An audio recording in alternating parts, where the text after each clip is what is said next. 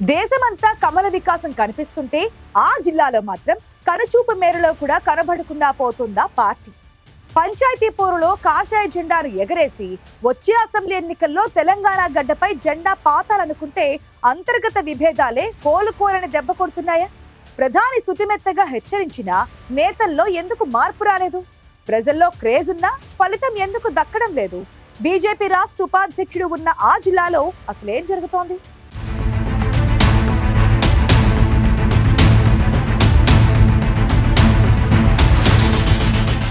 దేశంలోనే అతిపెద్ద పార్టీ, సభ్యత్వంలోనూ రికార్డులు సృష్టించిన పార్టీ, ప్రధాని Modi, home minister Amit Shah charisma ఉన్న పార్టీకి మంచిర్యాల జిల్లాలో మాత్రం ఎదురు దెబ్బలే తగులుతున్నాయి. గత అసెంబ్లీ ఎన్నికల్లో జిల్లాలోని 3 సెగ్మెంట్లలో ఒక్క మంచిర్యాలలోనే బీజేపీ అభ్యర్థిగా బరిలోకి దిగిన వేరబెల్లి రఘునాథ్ సెకండ్ లీడ్లో ఉంటే మిగిలిన 2 నియోజకవర్గాల్లో పార్టీ ప్రభావం కనిపించలేదు.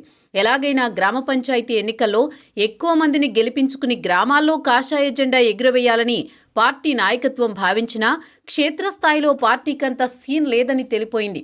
మొదటి విడత పంచాయతీ ఎన్నికల్లో మంచిర్యాల సెగ్మెంట్లో 61 చోట్ల ఎన్నికలు జరిగితే కేవలం 5 చోట్ల బీజేపీ అభ్యర్థులు గెలిచారు. రెండో విడతలో బెల్లంపల్లి నియోజకవర్గంలో 114 పంచాయతీలకు ఎన్నికలు జరిగాయి.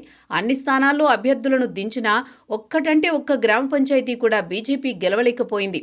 దీంతో అధిష్టాన పెద్దలు రాష్ట్ర జిల్లా నేతలపై ఫైర్ అయినట్లు గుసగుసలు వినిపిస్తున్నాయి.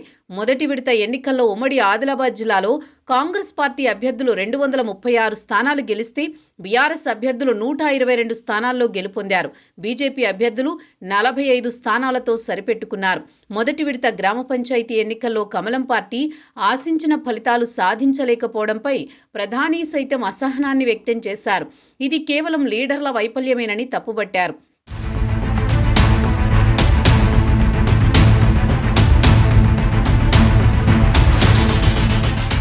మొదటి విడత దెబ్బతోనైనా రెండో విడతలో అయినా కొంత మార్పు వస్తుందని ఆశించారు. రెండో విడతలో నిర్మల్లో 51, ఆదిలాబాద్లో 45, కొమరం భీం జిల్లాలో 25 స్థానాలు గెలుచుకున్నా మంచిర్యాలలో మాత్రం బీజేపీ 0 చుట్టేసింది.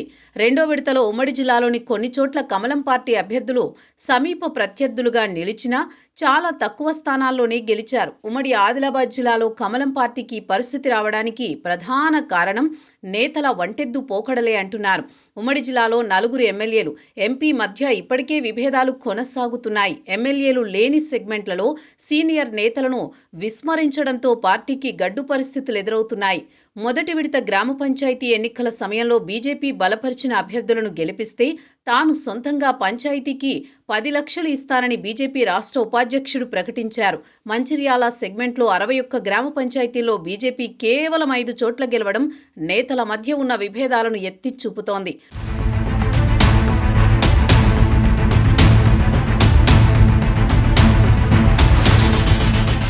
తూర్పు జిల్లాలో ప్రధాన రాజకీయ కేంద్రమైన మంచిర్యాల జిల్లాలో పార్టీకి ప్రజల్లో క్రేజ్ ఉన్నా దాన్ని ఓట్ల రూపంలో మలుచుకోవడంలో పార్టీ నాయకత్వం విఫలమవుతోంది. ఎవరికి వారే అన్నట్లు నియోజకవర్గాల ముఖ్య నాయకులు పార్టీ కార్యక్రమాలు చేపట్టడం, గ్రూపు రాజకీయాలతో సమన్వయం లోపించడం పార్టీకి పెద్ద మైనస్గా మారుతోంది.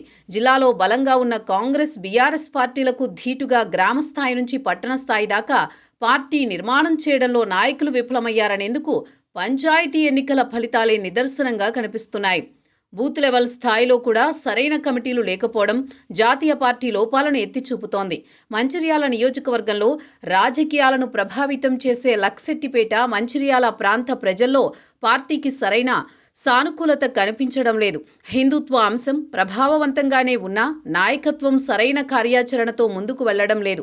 ఓట్ల శాతం పెరిగినా దాన్ని కాపాడుకోవడంలో కాషాయ దళం వైఫల్యం పంచాయతీ ఎన్నికల్లో స్పష్టంగా కనిపిస్తోంది. మూడో విడత పంచాయతీ ఎన్నికల్లో అయినా బీజేపీ సత్తా చాటుతుందని ధైర్యంగా చెప్పలేకపోతున్నారు ఆ పార్టీ నేతలు. మరి ఈ విషయంలో బీజేపీ అధిష్టానం జిల్లాల వారీగా నాయకత్వాన్ని ఎలా ముందుకు నడిపిస్తుందో చూడాలి.